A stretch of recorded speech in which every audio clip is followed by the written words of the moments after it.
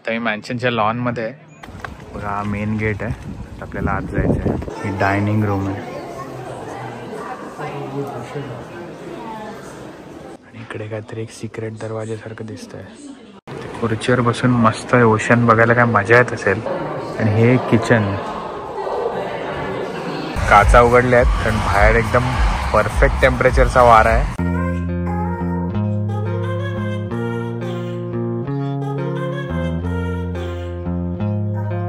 नमस्कार मंडळी, माझं नाव आहे रोहन आणि तुमच्या सगळ्यांचं स्वागत आहे एका नवीन व्हिडिओमध्ये. आज सॅटर्डे आहे आणि अमेरिकेत लॉंग वीकेंड आहे कारण मंडेला सुट्टी आहे मेमोरियल डेची. तर हा वीकेंड मी घरी गेलो नाहीये, मी रोड आयलंडमध्येच थांबणार आहे कारण मला इकडे जरा फिरायचं होतं.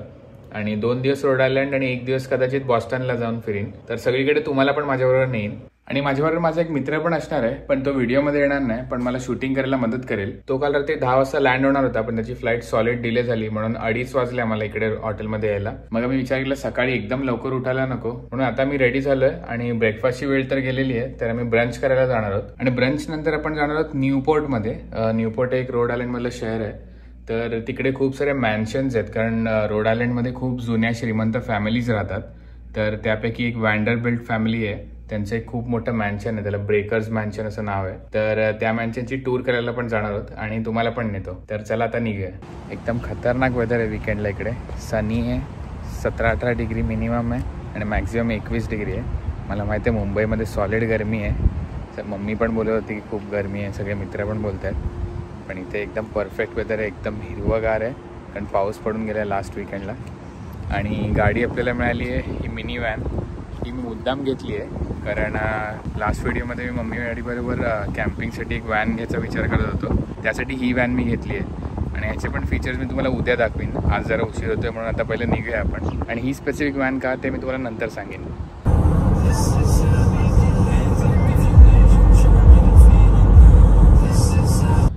थोडा ट्रॅफिक लागला आहे, पण आजूबाजूला तुम्ही हिरवळ बघू शकता आणि एकदम उंच उंच झाडं आहेत.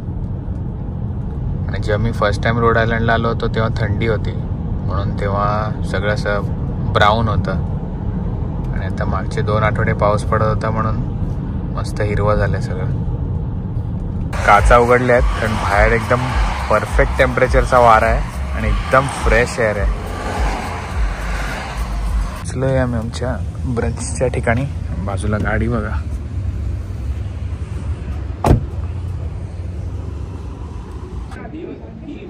आता मी बाहेरच बसलोय, आउटडोर सिटिंग आहे. आणि मी मागवलं फिश टाकोस कारण मी ब्रंच करणार होतो, पण आता मला भूकच लागली आहे. Hi, how are you doing? Good. My name's Faith. I'll be taking care of you. Can I get you started with some drinks? I'll do a Coke, please. We Diet Coke. I'll do regular. Yeah, they do that like that. Thank you.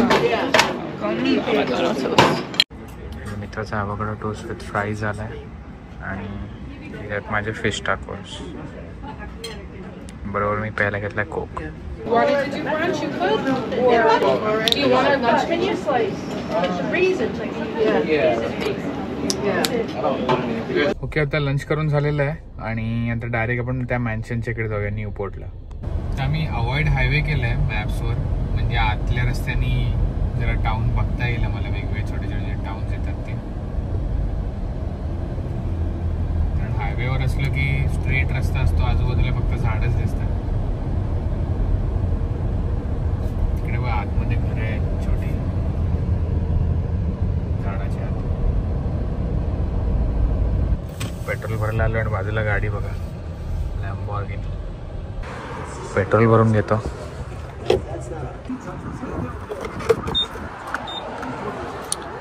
Fiat, क्रायस्लर आणि जीपच्या गाड्या असतात ना, त्यांना झाकण नसतं, direct असंच असतं आत घुसवायचं. नॉर्मल गाड्यांना कसं आपण झाकण काढतो आणि ते ठेवतो, सेफ्टीसाठी आहे. कधी कधी लोक झाकण विसरतात. टाकी ऑलमोस्ट संपलीच आहे, बघूया किती गॅलन जातं. आणि इकडे पर गॅलन आहे $3.59. $61चा गॅस गेला आहे आणि 17 गॅलन गेले. आणि प्राईस कन्वर्ट केली तर $74 पर लिटर पेट्रोल आहे इकडे. टेक्सासपेक्षा जरा महाग आहे, टेक्सासमध्ये अजून स्वस्त आहे. समोर रिव्हर आहे, कुठली रिव्हर आहे मला माहीत नाही. ब्रिज आहे रिव्हरवरनं. ब्रिज बघा कसं आहे, खालनं शिप जायला पाहिजे म्हणून उंच आहे. या ब्रिजवरनं जाताना असं समोर दिसतच नाही काय रस्ता, असं वाटतं वरतीच चाललंय. हा दुसरा ब्रिज आला आणि हा जरा जुना ब्रिज आहे.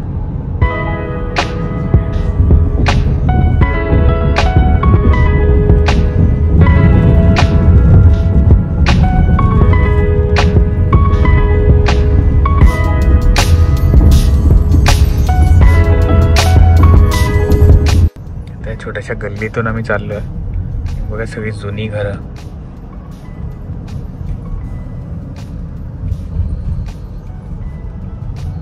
पण हा स्ट्रीट एकदम साफ सुथरा आहे, जरा पण कचरा नाही कुठेही. सगळ्यांनी आपापली गार्डन्स वगैरे मेंटेन ठेवलेत. 1872 मध्ये बनलेलं घर आहे.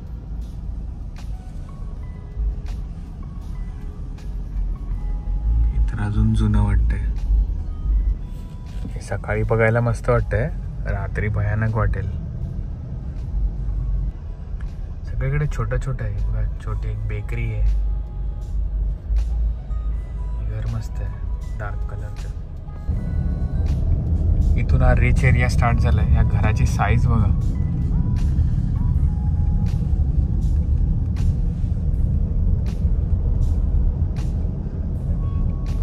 एकदम शांत एरिया आहे.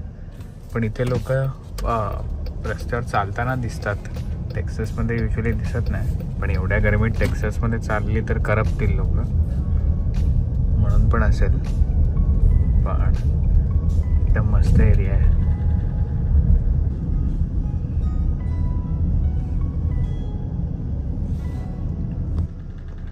इकडची या साईडची कौलं जुनी आहेत, या साईडची नवीन आहेत.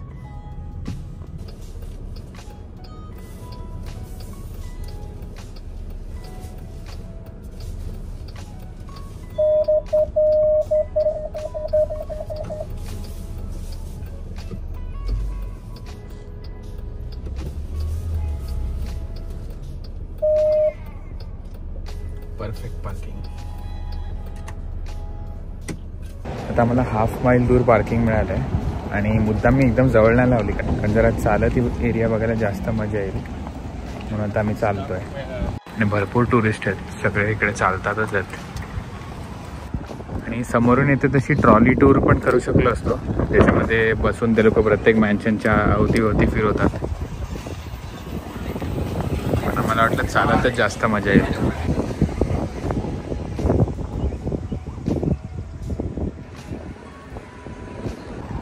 हे जे कंपाऊंड आहे ते आपल्यावाल्याचं आहे. आपल्याला इकडे जायचं आहे टूरसाठी. बघा हा मेन गेट आहे, आपल्याला आत जायचं आहे. वरती काहीतरी काम चालू आहे वाटतं रिस्टोरेशनचं, पण व्हिडिओमध्ये कळते की नाही माहीत नाही, पण खूप मोठा आहे, साईज खूप मोठी आहे. जो लॅम्प पोस्ट आहे हा ब्रासचा आहे, पण त्याचं ऑक्सिडेशन सगळं गळून गळून सगळं हिरवं झालेलं आहे.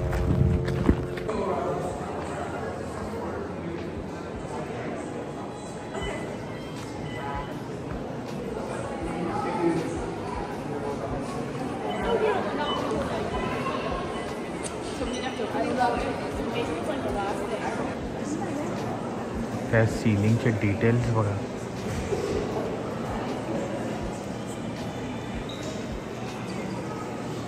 हा मेन हॉल आहे, grand hall, 50 feet by 50 feet. He self guided tour आहे आणि प्रत्येक रूमबद्दलची इन्फॉर्मेशन दिली आहे. 4 पानांचं आहे.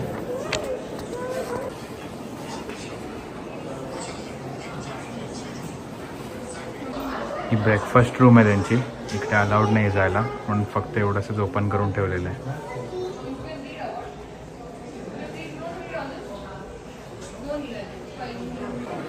ही डायनिंग रूम आहे.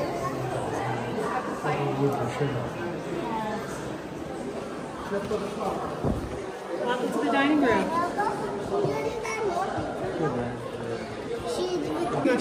बिलियर्ड रूम आहे. पूल टेबल आहे. सगळ्या खिडक्यातून ओशन व्ह्यू दिसतो. वरती बघण्यामध्ये खालचं फ्लोरिंग बघायलाच विसरलो.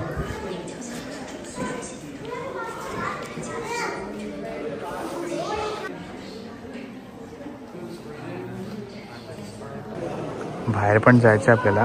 बाहेर फुल ओशन व्ह्यू आहे. काचा उघडला की असं वाटतं अख्खी रूम आउटडोअरच आहे. आणि अजून आउटडोअर वाटण्यासाठी वरती स्कायचं पेंटिंग बनवलेलं आहे. ही मॉर्निंग रूम आहे.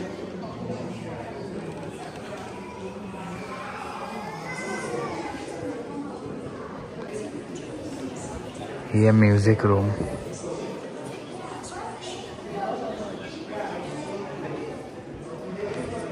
या घरात कुठेही AC वगैरे काहीच नाही आहे, पण एकदम थंड वाटतंय.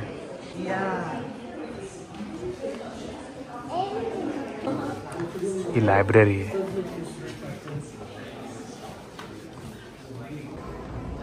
आता आपण वरती चाललोय.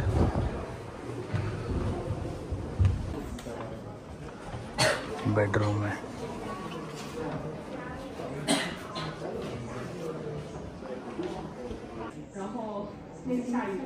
Makeup table. वॉलपेपर जो तो सिल्कचा आहे. आणि इकडे काहीतरी एक सिक्रेट दरवाजासारखं दिसतंय. बाथरूम आहे. मालकाची बेडरूम आहे, मिस्टर वँडरबिल्टची.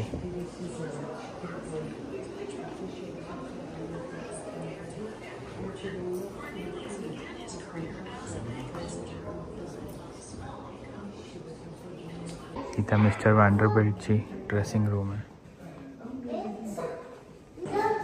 हे वँडरबिल्टचं बाथरूम आहे.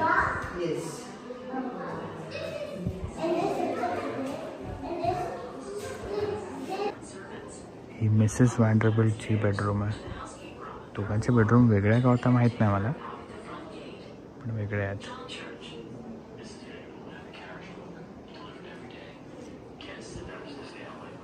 केवढ्या वस्तू आहेत, इथून तिथे चालायला धडपडायला होईल.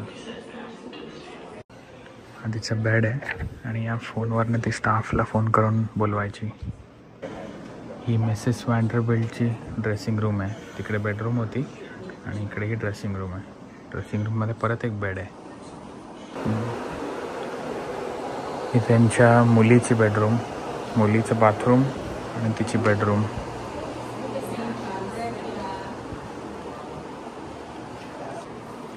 आणि 1850s मध्ये बनलेल्या घरात इंटरकॉम होतं प्रत्येक रूमला. त्यांच्या फॅमिलीचं लग्न होतं तेव्हाचा फोटो आहे. आपण बाहेर आलो आहे त्याच्या बाल्कनीमध्ये आणि इकडनं व्ह्यू बघा.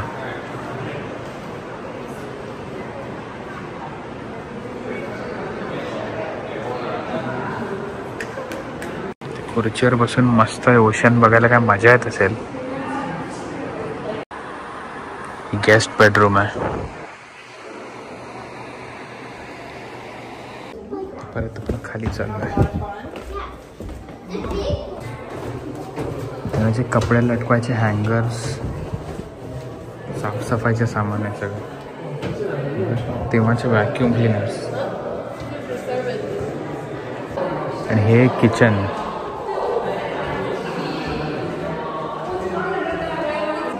काय बनवायची ती ऑर्डर इकडे मिळायची. ही लिफ्ट आहे जी वर खाली बेडरूमपर्यंत जाते. हा एवढा मोठा स्टोव्ह आहे, कोल आणि वूडनी पेटायचा. आणि हे वेगळ्या विंगमध्ये किचन ठेवलं कारण फायर स्प्रेड झाली नाही पाहिजे म्हणून.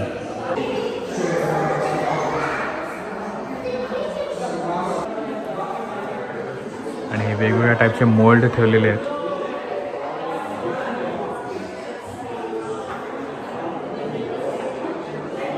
वेगवेगळ्या रूमचं इंटरकॉमची बटणं आहेत.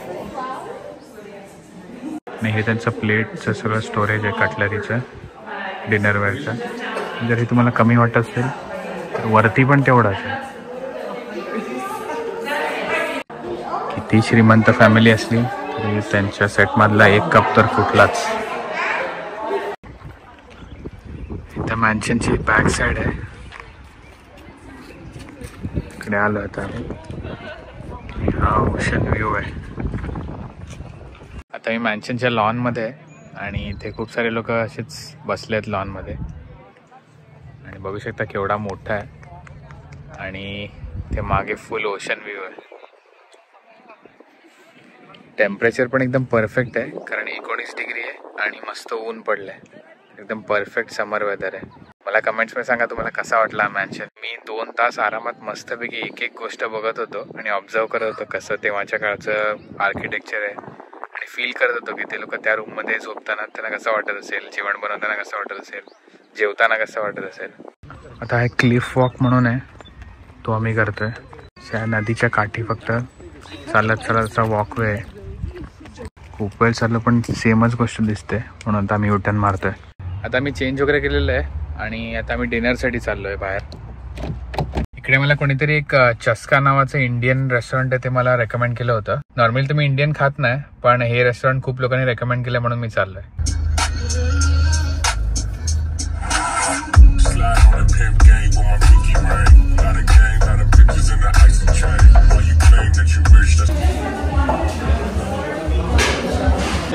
चिकन टिक्का फ्लॅट ब्रेड